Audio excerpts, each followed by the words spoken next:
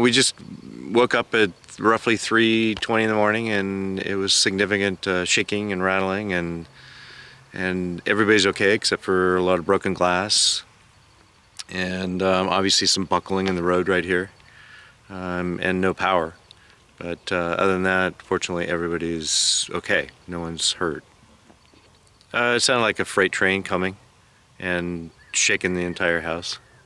How long did it last? I would say 20 seconds, maybe 30, before things settled down and somewhat got back to normal. But then we've had 2 or 3 aftershocks. A small one that wasn't, it was 3.1, but it didn't feel anything like the original one. But aside from that, we're okay. Amazing.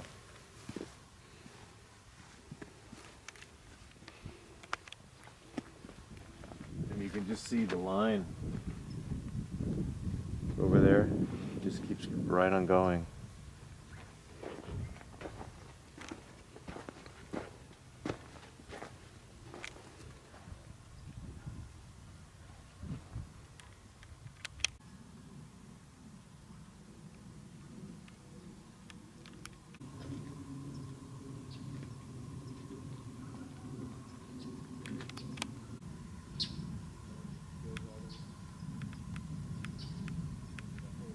The crack in the line, you can almost see where it just travels the direction of the earthquake, and it's off from the house.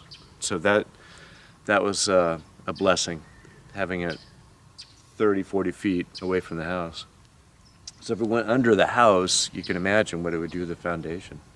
No, and I don't know anyone that does because of the expense. It's incredibly expensive, and so it just ended up, a lot of people just don't have it. Yeah, you have to, it's mandated by law that they have to offer it to you, but the premiums are so high, it doesn't make any sense to have it.